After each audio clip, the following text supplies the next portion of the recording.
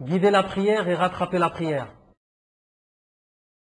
Nombreux sont les divergences entre les prieurs quant à savoir par quels critères désigner l'imam, alors que ceux-ci a été enseigné par les savants de la jurisprudence depuis des générations. Ils ont dit, la priorité comme imam est celui qui connaît le plus le Coran, puis vient celui qui connaît le plus la sunna, puis celui qui accomplit l'immigration le plus tôt. S'il n'y a pas d'immigration, celui qui fait sa repentance le plus tôt et a délaissé les péchés. Après tous ces critères vient le critère du plus âgé, et cela uniquement dans le cas où des personnes seraient égales dans tous les critères précédents. Et la preuve de cet ordre de priorité est la parole du prophète, paix et salutations sur lui. Guide la prière le plus connaisseur du Coran. S'ils sont égaux en cela, le plus connaisseur de ma sunna. Et s'ils sont identiques en cela, celui qui a fait l'immigration le plus tôt. S'ils sont identiques en cela, alors le plus âgé d'entre eux.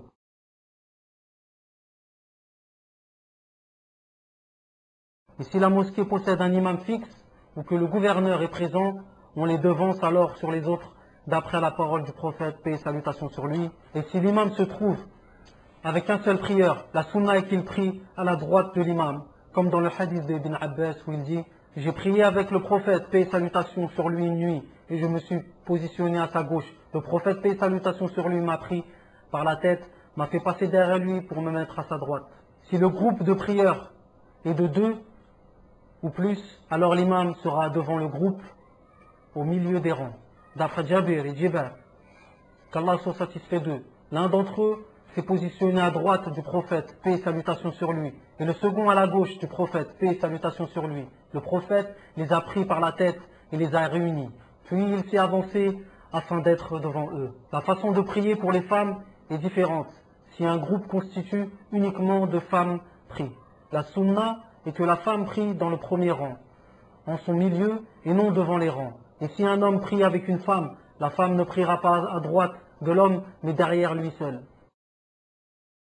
Le prophète, paix et salutations sur lui, a dit « Le meilleur rang pour la femme est le dernier, et le pire est le premier rang. »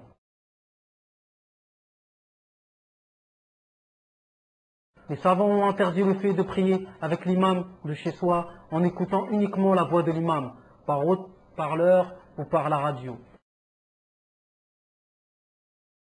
Cependant, il est autorisé de prier en suivant l'imam si on est en dehors de la mosquée, par manque de place dans la mosquée et que les rangs soient continus.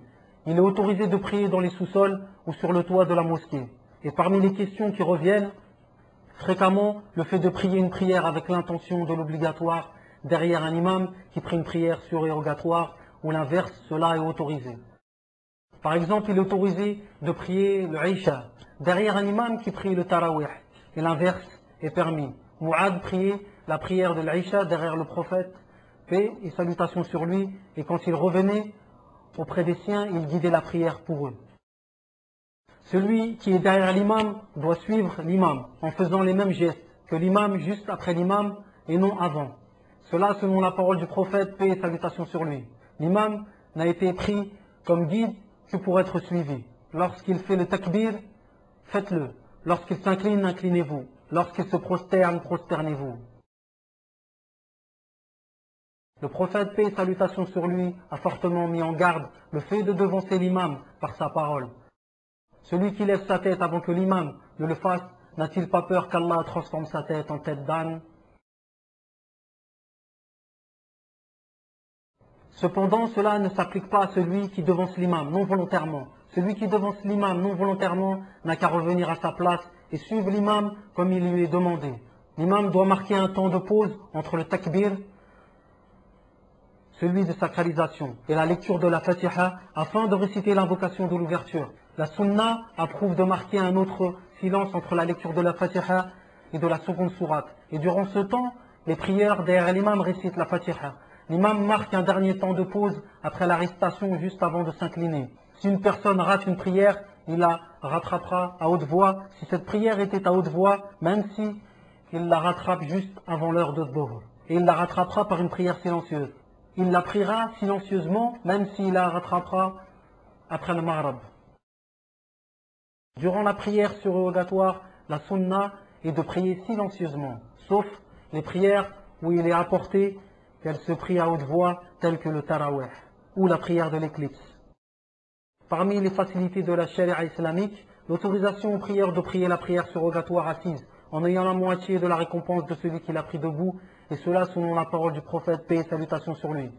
Si il l'a pris debout, ceci est meilleur, et celui qui l'a pris assise aura la moitié de la récompense, et celui qui prie allongé aura la moitié de la récompense de celui qui prie assis. Cependant, durant la prière obligatoire, il est permis de prier assis uniquement pour celui qui ne peut pas prier debout. Et celui qui ne peut pas prier debout, et par conséquence, prie assis, aura la récompense de sa globalité. Et cela selon la parole du prophète, paix et salutations sur lui. Si une personne tombe malade ou voyage, il lui sera écrit en récompense ce qu'il pratiquait habituellement. Parmi les choses probables, que les prieurs prient derrière un imam qui n'est pas en état de pureté. La prière est nulle, sauf si les prieurs ne se rendent pas compte de cela, qu'après la prière. Dans ce cas, la prière est correcte pour les prieurs, mais l'imam devra la recommencer. Si le prieur, après être arrivé en retard, accomplit l'inclinaison avec l'imam, il aura atteint l'unité dans sa globalité, et cela selon la parole du prophète, paix et salutations sur lui. Celui qui rattrape l'inclinaison a rattrapé l'inclinaison dans sa globalité.